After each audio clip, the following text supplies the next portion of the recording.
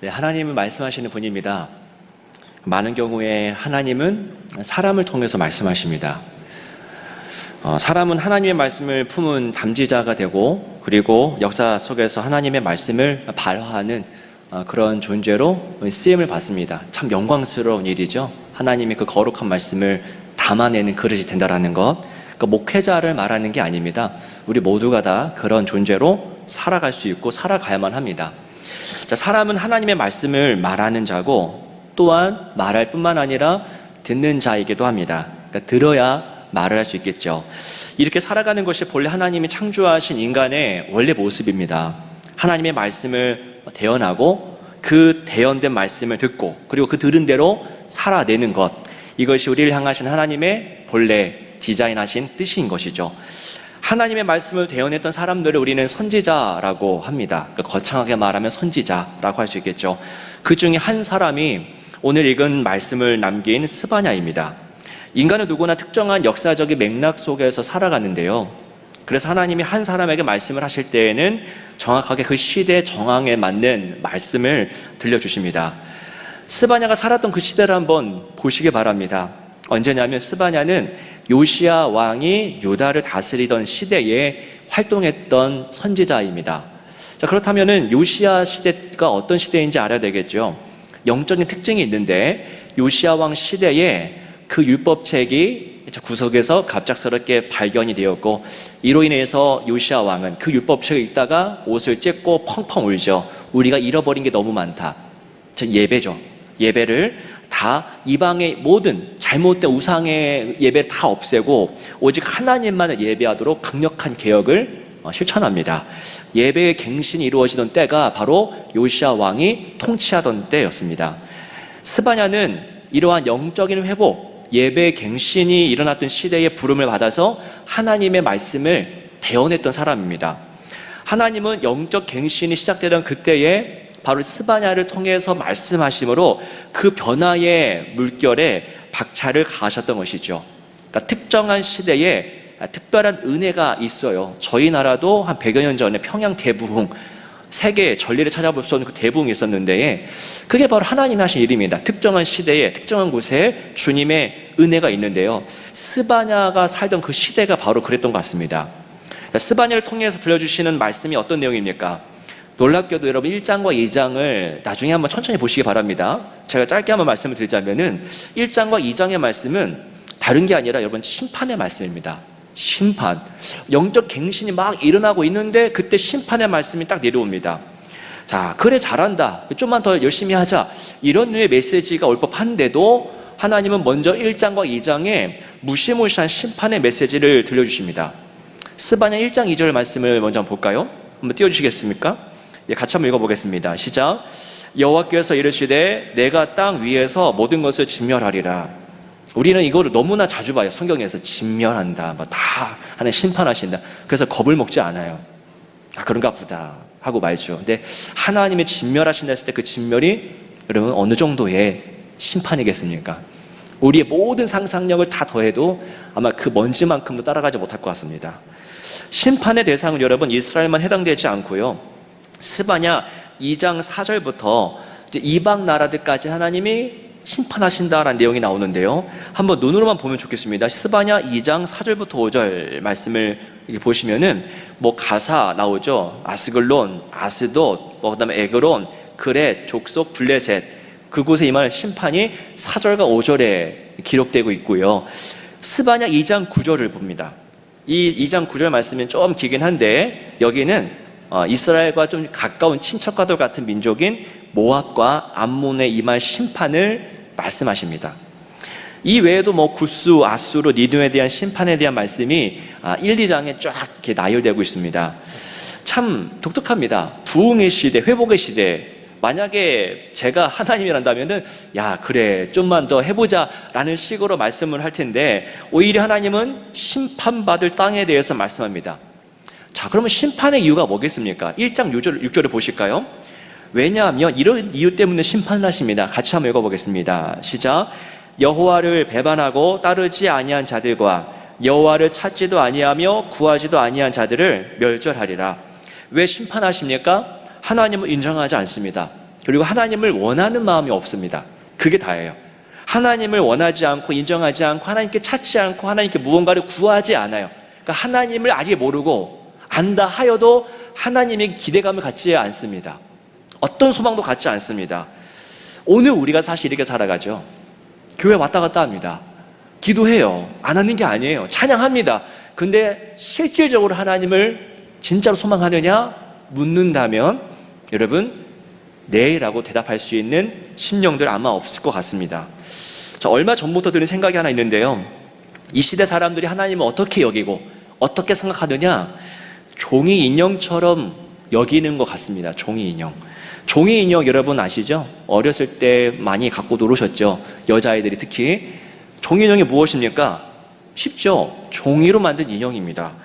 인형도 여러분 아무것도 아니에요. 인형도 아무 힘이 없는 것인데 그것을 또 종이로 만든 거예요. 얼마나 무기력한 겁니까? 얼마나 가벼운 겁니까? 가장 무기력하고 가장 연약한 것이 여러분 정말 그게 종이 인형이죠. 이 시대가 하나님을 그렇게 여깁니다. 세상 말하는 게 아니에요. 세상을 아예 논하지도 않겠고요. 교회에 왔다 갔다 하는 신앙인이라고 하는 사람들마저도 하나님 이처럼 종이 인형처럼 여깁니다. 하나님은 우습게 여깁니다. 하나님을 소망하는 법을 모르고 하나님 일하실 것을 기대를 하지 못합니다. 종이 인형처럼 여겨요. 그러니까 내가 움직여줘야 그때야 움직이는 그런 정도, 그렇게 하나님을 생각한다고 합니다. 이게 얼마나 하나님을 향한 모욕이 되고 죄가 되는지 여러분 아셔야 됩니다. 저는 목사하지 않습니까? 목사니까 여러분 제가 얼마나 하나님을 잘 믿겠습니까? 그런데 그렇지가 않습니다. 하나님은 최근 제가 주님을 그렇게 신실하게 믿는 자가 아니라는 사실을 보게 하시고 깨닫게 해주셨습니다. 물론 교회에 제가 잘 나오죠. 제가 예배 빠지는 거 봤습니까? 안 빠지죠. 네, 뭐 주일만 나옵니까? 월요일만 빼고 매일 나오죠. 교회 나올 뿐만 아니라 예배 인도하고 주의 말씀을 전하고 기도도 합니다. 그런데도 하나님을 잘 믿지 않는구나 라는 사실을 보게 하시는 겁니다. 무슨 말이냐면요, 제가 하나님을 기대하지 않더라고요. 하나님을 기대하지 않은, 무슨 말이냐면은 하나님이 일하실 거다, 하나님이 도우실 거다, 하나님이 내 도움의 반석이다라고 하는 그 생각을 내가 갖지 못했다라는 겁니다. 하나님 일하실 것을 내가 완전하게 신뢰하고 소망하지 않았다는 것이죠. 주님이 하실 일보다, 일하실 주님보다도 내가 할 일, 내가 하는 것에 더 집중하고 집착했던 겁니다. 마르다와도 같죠.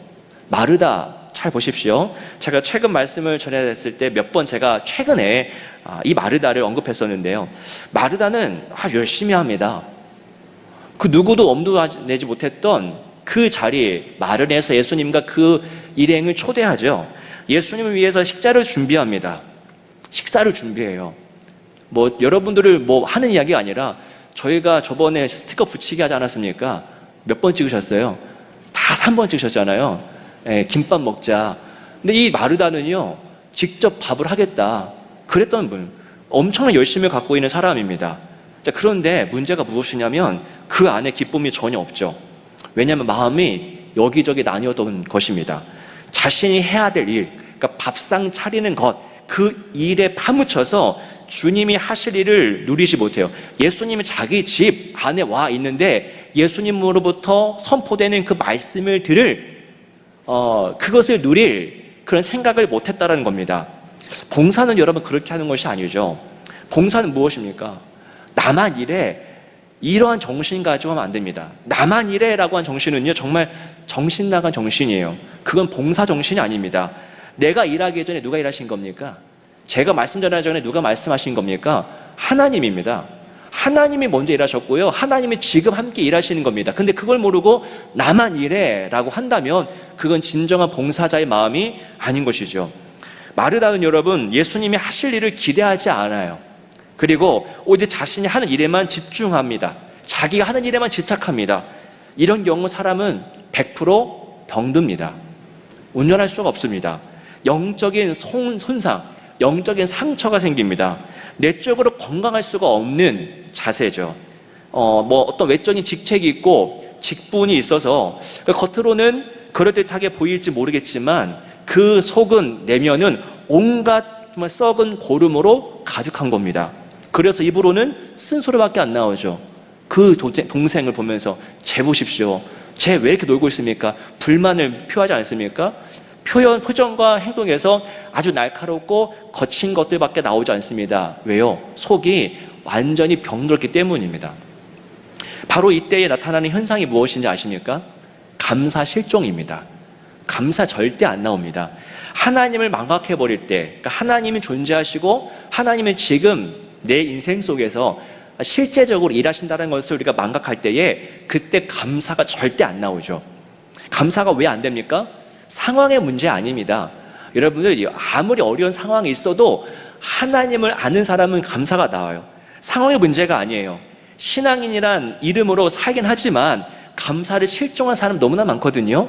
그러니까 감사가 기본이 아니라 항상 불만, 불평, 또 원망이 기본 깔린 사람이 너무나도 많습니다. 왜 그럴까요? 하나님과의 관계가 문제 있다라는 겁니다. 하나님에 대한 신뢰가 없어요. 하나님이 지금 존재하시고 지금 일하신다라고 하는 그 믿음이 없기 때문에 그래서 감사가 상실됩니다.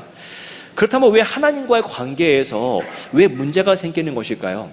하나님이 존재하시고 하나님이 일하시는데 왜 그분과의 그 관계가 틀어진 것일까요? 왜냐하면 한번 따라하겠습니다. 오해했기 때문이다. 오해예요. 오해가 생깁니다. 하나님을 종이 인형으로 착각하고 그렇게 아주 무기력한 존재로 오해했기 때문입니다. 하나님은 종이 인형이라서 모든 일은 내가 처리해야 돼. 가족도 자녀들도 내 앞가림도 돈도 벌고 내가 일을 찾아야 되고 모든 것 내가 해야 돼. 하나님은 계시긴 하지만 그냥 내버려 두시는 분이야. 오해하기 때문에 절대 감사가 안 나오는 겁니다. 하나님을 믿는다고 말하면서도 하나님이 일하셨고 앞으로도 일하실 것을 신뢰하지 못한다면은 그건 사실 하나님 믿는 게 아닙니다. 하나님 믿는 게 아니에요. 그건 신앙이 아닙니다. 이건 그저 그런 문제가 아닙니다. 심각한 문제입니다. 성경의 주된 목적이 무엇일까요? 하나님에 대한 무지, 그러니까 알지 못하는 사람들의 그 무지를 깨뜨리는 것이고요. 그리고 하나님에 대한 오해를 막 풀어주는 책이 성경입니다. 그 성경이 아니면 하나님을 몰라요. 그리고 하나님을 그냥 어중간하게 안다 할지라도 정확하게 모르고 오해하고 맙니다. 하나님을 아예 모르던 이들에게 하나님의 존재를 알려주는 것이 성경이고요. 그리고 하나님을 내가 정말 아는데도 불구하고 잘못 알고 있는 이들에게는 하나님에 대한 오해를 풀어주는 책이 성경입니다. 그래서 성경 읽으셔야 됩니다. 그러니까 이게 성과주의가 아니라 성경 읽지 않으면 하나님을 모른 채로 살아가고요. 알아도 오해된 채로 알고 살아갑니다. 오늘 본문의 말씀도 마찬가지예요. 왜 존재합니까? 오늘 본문의 말씀이 하나님을 알려주고 하나님에 대한 오해를 하나씩 풀어주는 겁니다. 오늘 말씀을 통해서 여러분들의 그 오해와 무지가 좀 회복되기를 원하는데요. 오늘 말씀 첫 절 14절입니다. 뭐라고 합니까? 우리 같이 한번 읽어보겠습니다. 시작. 시온에 따라 노래할지어다. 이스라엘아 기쁘게 부를지어다. 예루살렘 따라 전심으로 기뻐하며 즐거워할지어다. 아멘. 여러분, 하나님은 우리에게 기뻐하라고 명하시는 분입니다. 기뻐하라. 저희가 7월 첫째 주부터 자주 언급되는 말씀이죠. 데살로니가전서 말씀, 그리고 빌립보서 말씀, 여기서도 기뻐하라고 명하십니다. 그리고 기쁨을 명하실 뿐만 아니라 실제로 기쁨을 주시는 분이에요. 네가 알아서 기쁨 찾아라가 아니라 기뻐할 수 있는 토대를 마련하신 다음에 기뻐하라 하시는 분입니다. 그게 하나님입니다. 여러분, 심각하게 근심하면서 세상 모든 만사를 비판적으로 바라보는 것, 그거 기억하십시오. 그거 하나님의 뜻 아닙니다. 아무리 똑똑한 소리, 입 바른 소리를 해도요, 모든 만사를 볼 때에 기쁨이 아니라 근심과 불만과 원망과 절망으로 바라본다라면 그거 하나님이 주신 지혜 아닙니다. 다른 사람들 모르는 것 내가 알려줘야지, 내가 말해주지 않으면 아무도 모를 거야 라고 하면서 상황과 사건에 대한 비판적 이야기를 막 늘어놓는 것, 그거 여러분 하나님의 방식 아니라는 겁니다. 하나님은 그렇게 일하시지 않습니다. 가나안 12 정탐꾼 중에 10명이 바로 그렇게 행동했죠. 그 땅에 들어가면 안 된다, 그 사람들은 강하다, 우리는 메뚜기다, 정확하게 객관적으로 판단해 줍니다. 맞죠? 사실이죠. 그러나 아무리 그게 사실이어도 그렇게 말하는 거 아닙니다. 그렇게 말하는 것은 하나님의 뜻이 아닙니다. 사실인데요, 사실을 넘어선 하나님의 섭리와 하나님의 계획을 볼 줄 알아야 돼요. 강한 거 맞아요. 그런데 그 강함보다 더 위대한 하나님에 대한 진실을 깨닫고 하나님의 진실을 바라보면서 그 땅을 말하는 것이 맞겠죠. 나머지 두 사람은 그렇게 말했던 자입니다. 그 땅만 보지 않고 하나님의 강함이라고 하는 관점을 통해서 그 땅을 봅니다. 그 10명에게는 기쁨이 하나도 없죠. 당연하죠. 왜 없습니까? 감사도 없습니다. 왜 없습니까? 그들의 세계에는, 그들의 삶에는 하나님이 존재하지 않기 때문이에요. 이게 몇 주 전에 나왔던 내용이죠. 하나님이 존재하지 않으니까 다 자기들이 해야 되는 일입니다. 그러니까 자기에게 능력이 없으니까는 원망 생기죠. 돌아가야겠다, 괜히 나왔다, 이집트로 가자, 이런 얘기밖에 안 나오는 겁니다. 하나님이 일하시죠. 언제 니들 힘으로 돌아가라고 했습니까? 홍해 가를 때부터 이거는 하나님의 일이었지 이스라엘 모세 일이 아니었던 겁니다. 하나님 일하실 것을 기대하는 마음이 그들에게는 없던 거예요. 그러니까 기쁨이 없고 감사가 없고 원망, 그건 절망, 이게 전부입니다. 스바냐 아까 봤던 1장 6절처럼 다시 한번 띄워주실까요? 1장 6절처럼 그들은 하나님 찾지 않고요, 하나님께 구하지 않아요. 그래서 그들은 마음이 피폐해지고 병들어간 겁니다. 병드니까 그 군중들에게 그 부정적인 생각들, 원망하는 생각들, 그 모든 것들을 막 퍼뜨리고 있지요. 여러분, 마르다가 밥을 하다가 짜증을 내지 않습니까? 감사가 없고요, 비판의 말들만 쏟아내지 않습니까? 똑같아요. 왜 그렇습니까? 마르다 안에는 하나님에 대한 기대가 없어요. 나만 이래요. 나만 이래. 무슨 자기만 일합니까? 하나님이 그에게 생명 주셨고 밥할 재료 주셨고 힘 주셨지 않습니까? 하나님이 다 주신 건데 나만 이래. 그 착각 때문에, 하나님에 대한 오해 때문에 그 여인은 불평, 불만, 절망 가운데, 그 늪 가운데 빠지는 겁니다. 제가 엊그저께 새벽 예배에서 말씀을 드렸죠. 제가 새벽 예배를 준비하기 위해서 알람을 3시 반에 맞춥니다. 그러니까 저만 그렇게 일찍 일어난 줄 알았는데요, MCF 오차 모임 가보니까 저는 그때 일어났는데 그때 출근하시는 분들이 계시다고요. 예, 국방부원 합참이나 새벽 3시, 4시에 이미 와 계신 분들이 있다고 합니다. 참 대단하신 분들인데요, 저도 새벽 예배 준비하기 위해서 새벽 3시 반에 알람을 맞춰놔요. 5분 단위로 30분, 35분 이렇게 맞춰놓으면요, 어떤 때는 30분에 일어나기도 하고 언제는 4시 거의 다 돼서 일어나기도 하고 그때 일어납니다. 그때 깜깜할 때 혼자서 책상 위에 앉아있으면요, 어떤 생각이 들까요? 일단 억울하다 듭니다. 아, 진짜 이거 억울한데, 불공평한데, 아, 왜 나만 이때 일어나야 되는 거야? 우리 아내도 자고 있고 다 자고 있는데, 아, 좀 불리하다. 원망하는 생각도 가끔 듭니다. 세상 모든 일을 나 혼자 감당한다고 하는 착각이죠. 그런 착각에 빠집니다. 남들 다 잘 때 왜 이뤄야 되느냐? 못마땅한 생각이 들곤 하죠. 새벽에 억울함과 섭섭함을 가질 때마다 저는요, 하나님을 뭘로 대하는 걸까요? 나를 던져놓고 그냥 팔짱 끼고 있는 분, 종이 인형 같은 분으로 대하고 있다는 것이죠. 그런 마음속에 감사 없습니다. 기대감도 없습니다. 사실 제가 마르다였고요, 제가 10명의 정탐꾼이었던 것이죠. 여러분, 하나님 우리에게 아까 말씀처럼 기쁨을 명하십니다. 여러분, 기뻐하십시오. 기뻐하시기 바랍니다. 기뻐할 수 있습니다. 그렇다면 우리가 기뻐할 수 있는 이유가 무엇입니까? 17절 말씀 볼까요? 여기에 우리가 기뻐할 수 있는 이유가 쫙 나열되어 있죠. 이 17절 말씀 같이 한번 읽어보겠습니다. 시작. 너희 하나님 여호와가 너희 가운데 계시니 그는 구원을 베푸실 전능자시라. 그가 너로 말미암아 기쁨을 이기지 못하시며 너를 잠잠히 사랑하시며 너로 말미암아 즐거이 부르며 기뻐하시리라 하리라. 여러분, 이 한 절 말씀 속에 담겨있는 영원한 진리를 먹고 또 먹으시기 바랍니다. 아주 씹어서 잘 삼키시기 바랍니다. 주님이 우리 안에 뭐 하신다고요? 우리 안에 거하신다. 이게 얼마나 중요한 내용인지 15절로 똑같은 말이 나와요. 우리 안에 거하신다. 임마누엘이죠. 임마누엘. 하나님 임마누엘이고, 그 임마누엘을 정확하게 보여주신 분이 바로 예수 그리스도신데요. 하나님 우리에게 임마누엘로 거하시고, 또 한 가지, 그뿐만 아니라 그 말씀을 17절 말씀 보시면은 하나님 우리에게 구원을 베푸시는 전능자라고 합니다. 구원. 그러니까 이거를 죽었을 때 천당 가는 그걸로만 한정 짓지 마시고요. 구원은 더 넓고 풍요로운 개념입니다. 지금 경험하는 게 구원입니다. 지금 숨 쉬는 게 구원이고 지금 절망에서 빠져나오는 게 구원인데요. 하나님이 그런 구원 이루시는 종이 인형이다? 아니에요. 전능자시다라고 합니다. 전능자시고요. 그분이 우리를 도우시고 우리와 함께 하신다고 합니다. 이 한 절 말씀에서 뭐가 나옵니까? 동행하신 하나님, 임마누엘이죠. 그리고 도우시는 하나님, 일하신 하나님, 이 두 가지 개념이 발견됩니다. 자, 그 다음 이어지는 말씀은요, 우리를 향한 하나님의 마음이 나와요. 하나님의 감정이요, 이렇게 여기 고스란히 담겨 있습니다. 하나님은 자기의 감정을 숨기지 아니하시고, 야, 내가 얼마나 너희들을 귀하게 했는지 아느냐 하시면서 말씀하시는데, 다시 한번 17절 말씀 보십시오. 그 하반부 말씀 속에 그가 너로 말미암아 입니다. 자, 그가부터 다시 한번 읽어보겠습니다. 시작.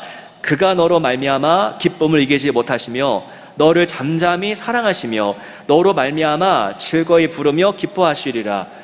여러분, 여러분이 누군가에게 이런 말 해준 적 있으십니까? 내가 너 때문에 기쁨을 막 이기지 못해. 정말 너 너무 사랑스러워서 내가 정말 못 살겠어. 이런 말 해준 적 있으십니까? 저는 이렇게까지 말 못했습니다. 자녀들 사랑하지만 이렇게까지 막 강렬하게, 혹시 이런 말 들은 적이 있으십니까? 이런 말 기대하지도 않는다고요? 우리 이런 말 해준 적도 없고 들은 바도 별로 없어요. 근데 하나님이요, 너 때문에, 네가 누구예요? 이스라엘 백성이거든요. 좀 전까지 심판받을 수밖에 없는 그들이에요. 근데 그들, 그냥 지저분한 탕자 같은 그들인데요, 그들 때문에 막 기쁨을 이기지 못한대요.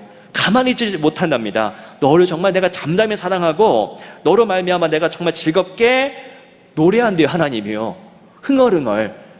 이따 2부 예배 때 유치부 아이들이 나와 찬양할 텐데, 2부 때, 죄송합니다, 궁금하시면 2부 때 나오시면 되겠습니다. 그 아이들이 막 하나님 찬양하듯이 하나님이 흥얼흥얼 우리들 때문에 노래하신다라는 것이 믿어지십니까? 제가 아직 못났다고요? 아니에요. 지금 이스라엘도 못났어요. 못난 이들입니다. 근데 그들을 보면서 하나님이 기뻐하시면서 노래를 흥얼흥얼 하신대요. 이 말씀이 여러분 믿어지십니까? 믿어지시기를 축복합니다. 믿어지셔야 돼요. 하나님 우리를 향하신 마음이 이 정도입니다. 하나님 우리와 동행하시고 하나님 우리를 위해서 일하시고, 그리고 동행하시면서 일하시는 그 마음이 무엇이냐? 우리로 인한 기쁨을 이기지 못하는 그 뜨거운 마음, 그게 우리를 바라보시는 하나님의 모습입니다. 이게 사실 진실로 와닿지 않으면 죄송한 말씀인데요, 여러분, 하나님을 믿는 게 아닙니다. 사실입니다. 이게 와닿지 않고 신뢰가 안 된다면요, 우리는 하나님을 믿는 게 아니라 하나님을 사실 적당히 조금 믿고 더 많은 부분 오해하고 있는 것이죠. 하나님을 오해하는 것이 사실 우리 모두의 모든 문제의 시작점입니다. 오해에서 문제가 생깁니다. 아담과 하와가 선악과 먹었던 것도요, 하나님을 오해했기 때문이에요. 오해했죠. 뱀 때문에. 여러분, 하나님에 대한 여러분의 생각을 다시 생각해 보십시오. 하나님에 대한 여러분의 생각이 있고 여러분의 감정이 있지 않겠습니까? 그 여러분의 생각과 감정을 다시 한번 따져봐야 됩니다. 여러분과 동행하는 분이 맞는지, 하나님이 여러분을 위해서 지금 일하고 계신 분이 맞는지, 여러분 때문에 너무 좋아서 정말 미칠증에 맞는 그런 분이 맞는지 여러분 한번 보십시오. 하나님은 그런 분입니다. 여러분, 세상의 악한 영이요, 가만히 있겠습니까? 세상의 악한 영이 우리를 잡아먹지 못해서 지금 안달나 있을 텐데, 세상의 영이 우리에게 접근해서 이루고자 하는 핵심이 무엇일까요? 뭐 때문에 우리에게 다가와서 우리에게 유혹하는 것일까요? 세상의 영이 우리에게 하고자 하는 것은요, 결정적으로 한 가지입니다. 바로 오늘 본문 17절이 담고 있는 진리를 망각하게 하는 거예요. 우리를 기쁘게 여기시고 우리를 위해서 일하시고 동행하시는 그 하나님을 오해하게 만들고 불신하게 만드는 것이 악한 영이 우리에게 다가오는 유일한 목적입니다. 수많은 것을 하지만요, 수많은 것들의 최종 목적은요, 이 한 가지예요. 하나님의 선하심, 하나님의 사랑, 하나님의 긍휼을 의심하게 만듭니다. 오해하게 만듭니다. 그게 세상이 하는 일이에요. 그래서 우리로 하여금 하나님에 대한 어떤 소망, 어떤 기대감도 갖지 못하게 합니다. 아까 1장 6절처럼 찾지도 않고 구하지도 않아요. 그런 사람의 특징, 감사 상실합니다. 하나님이 존재하지 않기 때문이에요. 실제적으로. 여러분, 악한 영이 우리에게 접근할 때에 어떻게 다가올까요?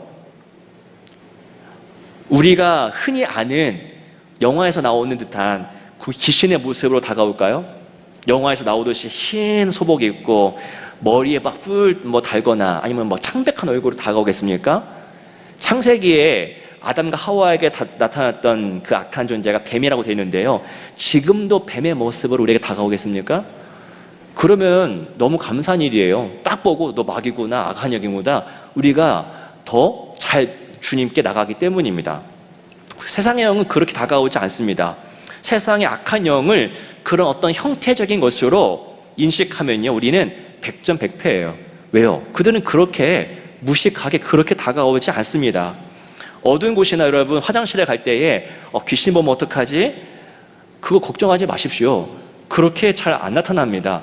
나타나면 그분은 정말 회심하면 돌아올걸요? 나 주님만 믿겠습니다 할걸요? 그렇게 다가오지 않습니다. 악한 영은요, 그런 식으로 자기의 정체를 확 드러내면서 우리에게 다가오지 않습니다. 지난 주중 새벽에 예배에서 말씀드린 내용이죠. 미국의 댈러스에서 신학을 가르치는 베리 존스 교수는요, 영성 신학자거든요. 이상한 분 아닙니다. 우리나라도 번역된 책이 있어요. 그 좋은 출판사에서. 그분이 드웰이라고 하는 책에서 이렇게 말했습니다. 한번 띄워주실까요?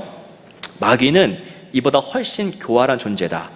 윌코의 리드싱어 제프 트위티는 지옥은 크롬빛이라는 빼어난 노래에서 이렇게 노래한다. 악마가 왔을 때 그는 붉지 않았다. 크롬빛이었다. 예, 세상 노래를 따와서 설명했지만, 예, 그렇다는 거예요. 교활하답니다. 뿔 달린 막마다 오지 않고요, 크롬빛, 은백색, 가장 아름답고 부드러운 불빛, 그런 빛으로 온다라는 것이죠. 여러분, 세상의 악한 영은 우리에게 뿔 달린 모습으로 다가오는 게 아니라 우리에게 생각을 주입하고 감정을 일어나게 하는 방식으로 우리에게 다가옵니다. 그게 가장 보편적인 방법입니다. 자신을 카멜레온처럼 없는 것처럼 여기면서 우리의 생각 속에, 감정 속에 쑥 들어옵니다.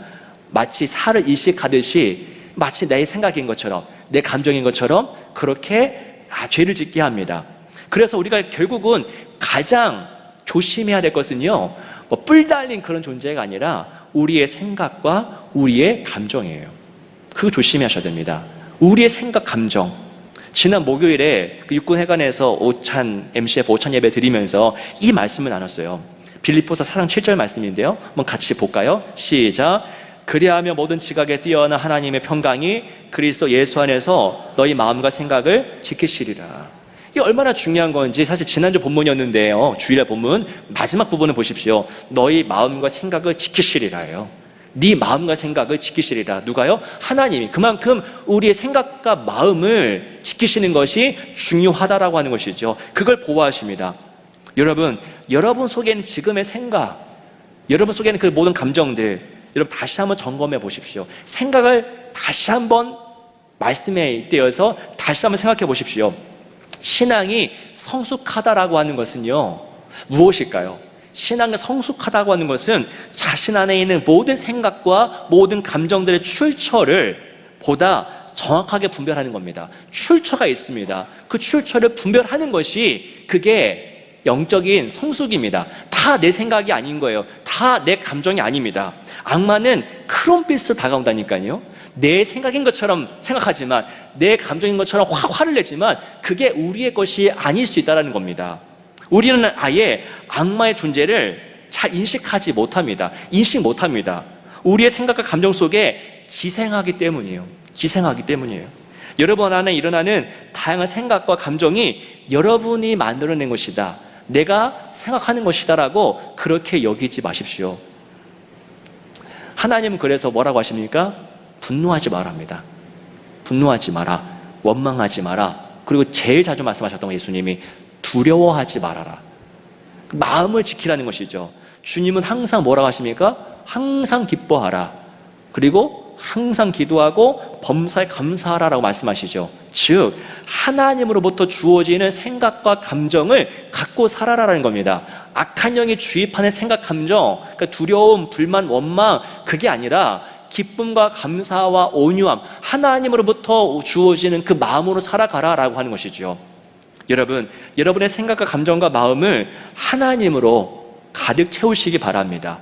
그분이 우리를 보면서 기뻐하신다고 그래요. 그렇게 귀하게 여기신다고 합니다. 보고서 어쩔 줄 몰라 하신다고 해요. 그런 하나님으로 여러분의 생각과 감정을 채워나가는 것이 그게 묵상이고요, 그게 기도고, 그게 영성입니다. 그 증거가 무엇입니까? 하나님이 정말 우리를 보시면서 견딜 수 없어 하는 그 사랑의 마음의 증거가 무엇입니까? 바로 예수님의 십자가 사역이죠. 이사야 6장을 보면요, 하나님이 그러십니다. 누가 우리를 위해서 갈까? 그래요. 하나님이 누가 우리를 한번 가서 우리를 위해서 말씀을 대언할까 했을 때에 이사야가 그때 대답하죠. 내가 여기 있습니다. 나를 보내소서라고 합니다. 그런데요, 때가 찼을 때에 하나님은 이제 다른 일을 보내지 않습니다. 다른 피조물을 보내지 않습니다. 성자 하나님, 예수 그리스도, 성자 하나님이 직접 행동하시죠. 누가 우리를 위해서 갈꼬라고 했을 때에 그때 성자 예수님이 아버지, 제가 가겠습니다. 제가 내려가겠습니다. 제가 십자가 지겠습니다. 내가 세상 모든 죄를 지고 한 어린 양이 되겠습니다라고 자처하면서 나타나신 것이죠. 그게 예수님이에요. 예수님의 십자가 사역이 하나님 우리를 보면서 너무나 사랑한다라고 하는 그 사랑의 증거입니다. 성부와 성자가 이처럼 한 뜻이 되어서 세상을 구원하기를 이처럼 기뻐하신 것이죠. 성자 하나님은 기꺼이 완전히 자기의 모든 것을 다 우리를 위해서 십자가에 내어주신 분이십니다. 여러분, 하나님 오해하지 마십시오. 오해가 되고 뭔가 헷갈린다면 여러분 십자가 보십시오. 십자가 달리신 예수님을 보시기 바랍니다. 로마서 8장 32절 같이 한번 읽어볼까요? 시작. 자기 아들을 아끼지 아니하시고 우리 모든 사람을 위하여 내주신 이가 어찌 그 아들과 함께 모든 것을 우리에게 주시지 아니하겠느냐. 이래도 여러분 하나님을 오해하시겠습니까? 아들을 내어주신 성부 하나님 잊지 마십시오. 아들까지 내어주신 분, 자신을 기꺼이 내어주신 성자를 여러분 묵상하십시오. 우리를 위해서 그 아들까지 내어주신 그 하나님께서 뭐가 아깝다고, 뭐가 부족하다고 우리에게 주시지 않겠습니까? 하나님은 부유하신 분, 하나님은 풍요로우신 분입니다. 시간죠. 우리가 갖고 있는 시간에 대한 하나님의 주권을 고백하는 것이 뭡니까? 그게 예배죠. 이 시간 얼마나 좋아요. 가면은 잠자도 되고요, 운동해도 되고요, 그죠? 근데 여러분, 시간에는 하나님의 주권을 고백하는 것이 예배고요. 물질, 돈에 대한 하나님의 주권을 고백하는 행위가 뭐겠습니까? 헌금, 특별히 10의 1조입니다. 여러분, 타협하지 마십시오. 우리는 무언가를 더 얻어내기 위해서 이렇게 적당히 타협을 하는데, 하지만 그것은 더 얻는 길이 아닙니다. 오히려 막히는 길입니다. 막히는 길. 이해하고 들으십시오. 임직식이 이제 11월 달에 있을 텐데요, 임직 대상자를 세울 때 중요한 기준 중에 하나가, 오해하시는 분도 있더라고요. 중요한 기준 중에 하나가 11조입니다. 11조. 네, 11조예요. 11조 뭔지 아시죠? 100만 원 벌면 10만 원이고요. 1000만 원 벌면 100만 원 드리는 게 11조죠. 여러분은 11조를 어떻게 생각하고 계십니까? 하나님은 우리 중심을 보는 분이라고 말하면서 11조 의미를 퇴색시키는 분들도 종종 있습니다. 하나님 우리 중심 보시지, 뭐 그거 11조 한다고, 마음이 중요하지. 맞아요. 그분 말이 맞아요. 하나님 우리의 중심을 보시는 분 맞습니다. 그렇다면 여러분, 11조의 의미를 퇴색시키는 그 마음의 중심은 뭐라고 설명할 수 있을까요? 11조 중요하지 않아 라고 말하는 그 마음의 중심은 뭡니까? 하나님에 대한 불신 아닙니까? 넉넉히 베푸신 하나님을 향한 온전한 신뢰가 있다면요, 여러분, 돈이 아까워서 그거 11조 못 드릴까요? 우리의 중심을 한번 점검해 보시기 바랍니다. 물론 하나님에 대한 신뢰 없이도 11조 드리는 사람이 있어요. 돈이 많으면 가능합니다. 뭐 억대, 몇 억대 벌면요, 그 11조 드릴 수 있겠지요. 돈이 많으면 그 정도는 문제는 아닙니다. 하지만 11조 없이 하나님을 신뢰한다고 말할 수는 없습니다. 하나님은 신뢰하는 것 없이 11조 할 수 있지만은, 그러나 11조 없이 하나님을 신뢰한다라고 말할 수는 없을 것 같습니다. 오해하지 마십시오. 교회 재정을 늘리기 위함이다? 아니고요. 이 교회 제 것도 아니고요. 일정 시간이 지나면 저는 다른 교회로 가야 되고요. 여러분 뭐 많이 한다고 해서 뭐 제가 이익이 되는 거 하나도 없습니다. 다만 헌금이란 것이 우리 영적인 상황, 우리 영적인 문제와 절대 무관하지 않기 때문에 연결됩니다. 그냥 돈 드리는 게 아닙니다. 우리의 주권을 고백하는 행위예요. 그렇기 때문에 이 부분을 이 시간에 잠시 말씀을 드리는 겁니다. 여러분, 우리는 우리 것으로 사는 자가 아닙니다. 여러분의 그 주머니로 사는 그런 존재가 아니었으면 좋겠어요. 우리는 하나님의 자원으로 사는 자들입니다. 내 주머니로 사는 자가 아니라요, 내 주머니가 별로 없어도 하나님의 것으로 사는 자가 우리 아니겠습니까? 여러분 믿으십시오. 하나님이요, 우리에게 돈이 필요하면은 하나님 돈 주십니다. 그런 분 아니겠습니까? 돈이 더러운 겁니까? 아니에요. 돈이 필요하면 우리에게 돈을 주시는 분이에요. 갑작스럽게 주시는 분이 하나님이십니다. 우리에게 건강이 필요하다면요, 그 건강 좀 주시는 분이 하나님이시고요. 우리에게 지혜가 필요하다면요, 일머리가 필요하다면요, 그거 주시는 분도 하나님이십니다. 하나님은 우리를 이곳에 그냥 던져놓고서 그냥 뒷짐지고 있는 분이 아니에요. 무심한 분이 아닙니다. 우리는 하나님을 너무나 많이 오해하고 있어요. 그래서 감사가 없어요. 묵묵하게 살아갑니다. 여러분, 하나님께 인색하게 굴지 마십시오. 여러분의 시간, 여러분의 돈에 너무 집착하지 마십시오. 자기 그 손바닥만한 그 작은 우물로 사지 마시고요, 하나님의 그 드넓은 바다에서 항해하면서 그 넓은 자원 속에서 마음껏 살아가는 그 인생이어야 되지 않겠습니까? 내 것으로 사지 말고 하나님 것으로. 여러분, 하나님의 성품을 제대로 우리가 알기를 원합니다. 하나님 우리를 보시면서 어떠한 분이라고요? 너무 기뻐해서 어찌할지 모르는 분, 우리를 위해서 모든 것, 아들까지도 내어주신 분입니다. 한마디로 하나님 우리와 동행하시면서 우리를 도우시는 분입니다. 그 하나님을 온전히 믿는 여러분의 삶 되시기를 주의 이름으로 축원합니다. 찬양하겠습니다. 너희 하나님 여호와가 너희 가운데 계시니. 우리 찬양하면서 우리 마음 가운데 결단이 있기를 원하고 참된 변화가 있기를 원합니다. 함께 찬양하겠습니다.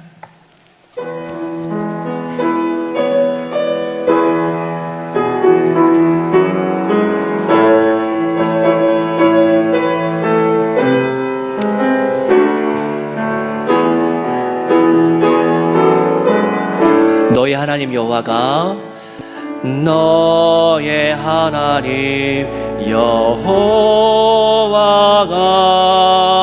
너의 가운데 계시니 그는 구원을 베푸실 전능자시라.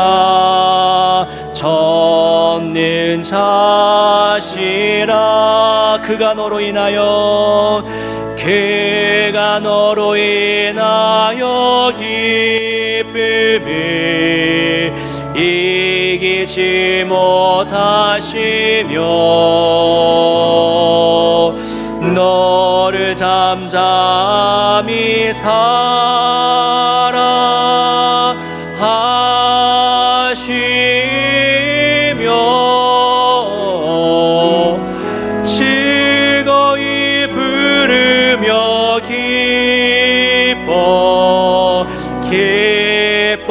기뻐하시리. 다시 한번 고백합니다. 너희 하나님 여호와가 너의 하나님 여호 우리 가운데 계십니다. 너의 가운데 계시니 그 어머니 구원을 베푸십니다. 그늘 구원을 베푸실 전능자시라.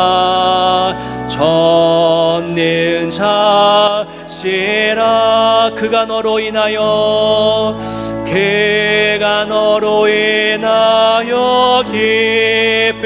기쁨을 이기지 못하시며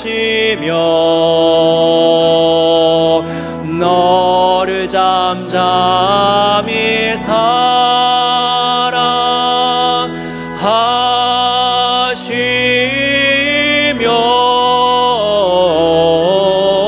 즐거이 부르며 기뻐하시리라. 즐거이 부르며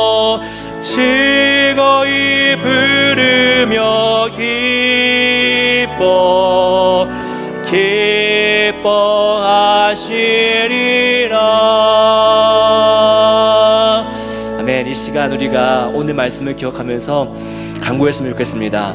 하나님, 제가 주님을 오해했던 것, 하나님을 잘못 알았던 것, 인색한 분으로 알았던 것 주님 용서하시고 우리 안에 하나님을 향한 새로운 믿음, 정직한 믿음, 신실한 믿음이 회복되게 하여 주셔서, 그래서 우리도 주님을 인색하게 대하지 않고 하나님 앞에 믿음으로 서는 우리 삶이 되게 해달라고 이제 말씀을 기억하면서 함께 기도하며 나가도록 하겠습니다. 기도하겠습니다.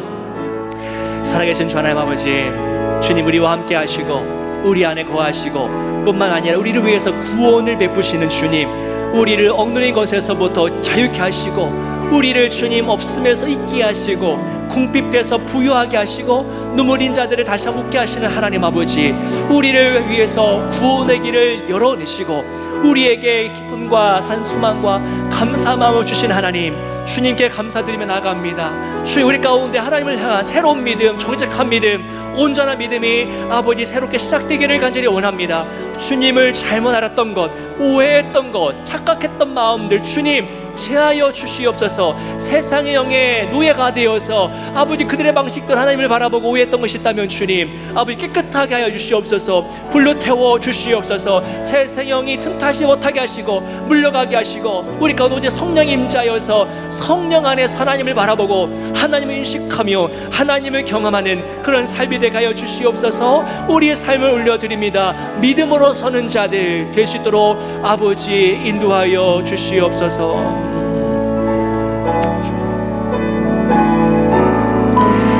하나님 아버지 감사합니다. 오늘 주신 말씀을 우리 평생토록 기억하기를 원합니다.